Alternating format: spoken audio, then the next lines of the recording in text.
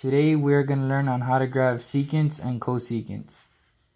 Right here we have our first example, which is y equals cosecant 1/2 x. And this pretty much is a reciprocal of 1 over sine x. So what we're going to do is pretty much graph a sine and then just add these little parabolas on top of the peaks.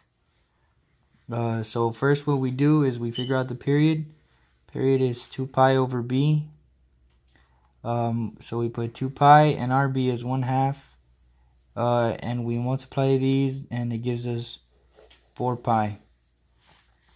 And as we know from sines, the table is 0, 0, pi, 2 pi, 3 pi, and 4 pi. And we got these from the period over 4.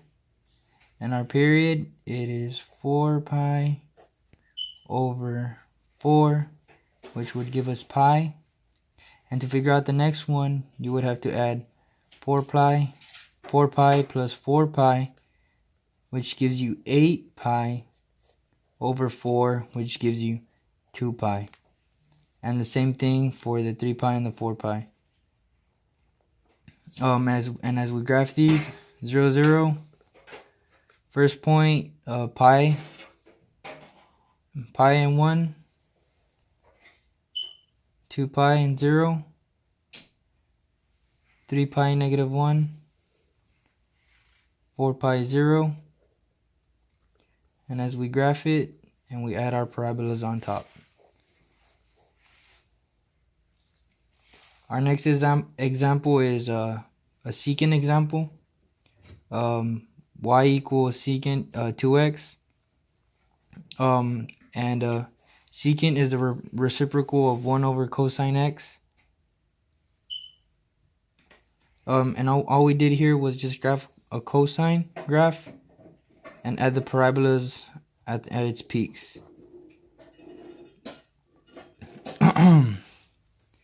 And from this example, know that our period is 2 pi over b, and our b is 2, so it'd be 2 pi over 2 would equal to pi.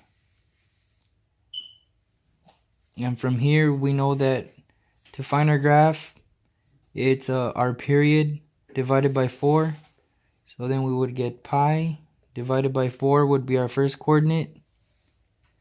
And after that you would add 2 pi over 4 to give us pi over 2, which would be our second coordinate.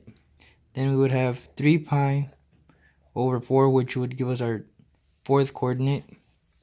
And finally you would have 4 pi over 4, which would give you just pi to be our fifth coordinate. And our y coordinates, it's a 1a, 0, negative 1a, and 0. Just an easy way to do it. After this, you can graph it. The 0, 1, pi over 4 at 0, pi over 2 at negative 1, 3 pi over 4 at 0 again, and pi at 1. And as we graph it, then we add our parabolas on top.